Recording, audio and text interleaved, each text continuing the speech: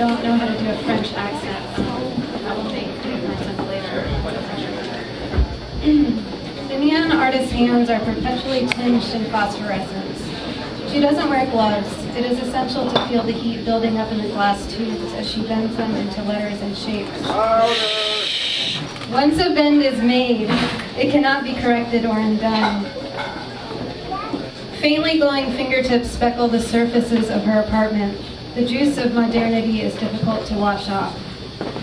Otherwise, the apartment is spare and clean, except for her studio, a small room just off the hallway. Signs of various shapes and sizes congregate there in the dimness, half lit or blinking. Many have been left on her doorstep for repair. They spell out hours of availability, the allure of alcohol, invitations to erotic massage. In days past, neon proudly advertised Broadway shows and French perfumes, but now it is devoted to the senior side of things, and in some areas of the country it has been banned for this very reason. Other technologies are taking over, ones more efficient, easier to manipulate. Still, there is a need for neon. For now, she is able to make a living bringing these signs back to life. Her own creations are something altogether different.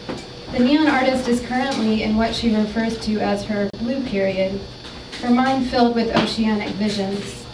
Jellyfish and sea urchins glow red and blue and green from the shelves that line the studio walls. Some are suspended from the ceiling. A tiny octopus, a pulsating starfish. Occasionally she mails photos of these creations to local art galleries, but rarely gets a response. The outside world is interested in newer forms: post-metaphysical graffiti, binary code ballet, Ethernet disco slams. In the outside world, the neon artist is often lonely. Her magical fingers turn toxic in the world of non-mechanical beings. The mercury she uses to intensify the colors leaves a residue on her skin. The asbestos from the paper on which she draws her designs collects beneath her fingernails. For some time she didn't understand, but the few lovers she'd had developed curious illnesses in response to her touch. The first man, a philosopher, fell in love with her after the third date and moved into her apartment shortly thereafter. But he soon grew feverish and began to repeat himself. His speech grew rapid and nonsensical, his words falling over each other as they rushed to leave his mouth. The neon artist didn't know what to say in response, and so she said nothing, spent more and more time locked in her studio. When the man told her he was leaving, she listened for a moment to his sad babble, before nodding silently and showing him to the door. "It seems to be over, it seems," she heard him mutter as he walked down the steps. "It seems to be over, it seems." The next man, a cellist with a glorious afro, began to lose his hair, slowly at first, and then by the fistful. It nested ominously in the sink, snagged in the air vents, coiled blackly inside her coffee cups. He stared at his balding head in her mirror and grew enraged. "There's no baldness in my family," he yelled, "and I'm only 26. He glared at the neon artist. They both knew this was somehow her fault. The last one was a kindergarten teacher who held her sweetly through the night, but within weeks his skin grew scaly like a snake. He spent hours in the bathtub, but still complained of dehydration. He became disoriented, forgetting the name of the season they were in and the year. Finally, the neon artist understood. "Please," she said, crying, "just go." And he did, his expression perplexed, his body too parched to produce any tears. The neon artist has grown a certain tolerance to these substances. They have become a part of her chemical makeup. There is, too, the ritual of it all.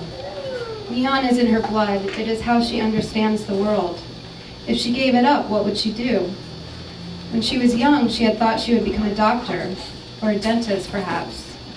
But now she can't imagine sticking her fingers into so many unclean mouths, or worse, into a person's body, that mess of fluid and emotion, delicate yet grotesque infrastructures that too easily fall apart.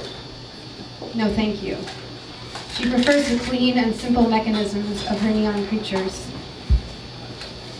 Downstairs from the neon artist lives an old man, a French socialist with terrible arthritis. He has watched the lovers come and go with little comment. Sometimes the neon artist pauses on their shared stoop in the fading evening hours to ask him how he is. Not so good, he always answers. If she asks why, his reply is also the same. Because I have not won $1 million. The first time, this struck her as contradictory. A socialist with his hopes pinned on winning $1 million. But who is she to question? The second time, she noticed the twinkle in his milky blue eye. It was his own private joke, this response, even if he wasn't entirely unserious. Although the Frenchman can barely walk, he still manages to ride about on his rusty bicycle. He rides to the market 2 blocks away and returns slowly, grocery bags dangling from each handle. Sometimes he knocks on her door to offer her things: baled bread, canned corn, potatoes, growing eyes. On sale, he says, 3 for $1. He finds great joy in these deals, regardless of whether the items are things he wants or even needs. The bargain is the point, more so than the purchase. Today, the neon artist is working on a new piece. She holds a length of glass tubing over the ribbon burner, feeling not only when the glass is ready to bend, but what shape it is that this particular tube wants to be. The ringing of her doorbell shatters her reverie, and the glass tube droops limply in her hand, useless. There are times when her own art betrays her, when, even in this realm, her hands lose their effect. She sighs, sets the tube aside, and makes her way down the rickety stairs. The Frenchman is at the door. I bought some wine and cheese at the store. I thought you might like to come over and have some. For Easter, you know.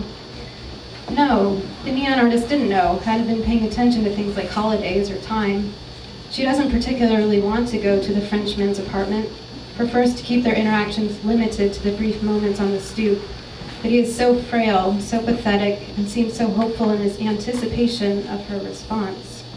Just let me put on my shoes, she says.